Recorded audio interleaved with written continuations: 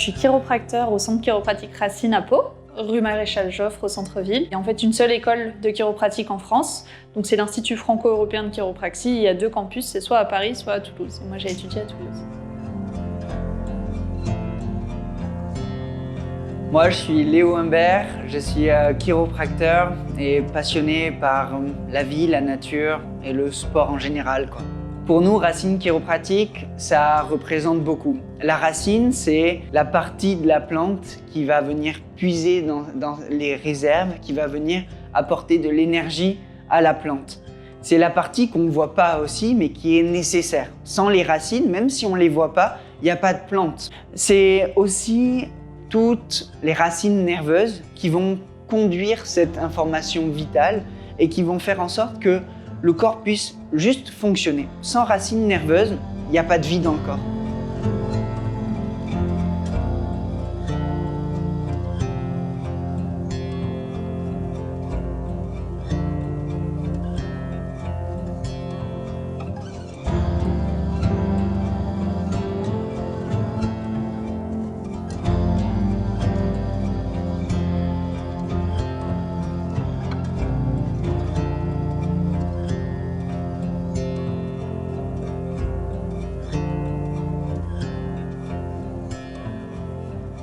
Souvent, les gens nous demandent la différence soit avec la kiné, soit avec l'ostéopathie, parce que c'est des disciplines qui sont un petit peu cousines les unes avec les autres, mais c'est très différent. Ostéopathe et chiropracteur, on est des professionnels de première intention. Ça veut dire que vous pouvez venir nous consulter sans avis du médecin. Et les kinés, du coup, c'est des professionnels de seconde intention. C'est du coup sur prescription du médecin, un certain nombre de séances. Souvent, c'est par rapport à une blessure, ou pour de la rééducation après une blessure. Le chiropracteur et l'ostéopathe, c'est 2 professions qui sont apparues à peu près au même moment aux États-Unis.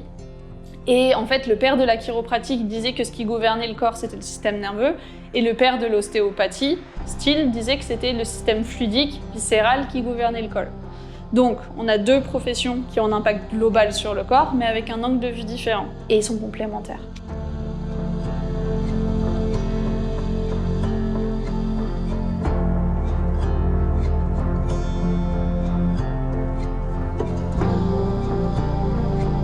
Nous sommes un centre chiropratique familial, c'est-à-dire qu'on adore ajuster les enfants dès leurs premières heures, leurs premiers jours de vie, jusqu'aux parents qui ont envie de faire le mieux pour leurs enfants et les grands-parents qui sont si fragiles et en même temps qui donnent tant.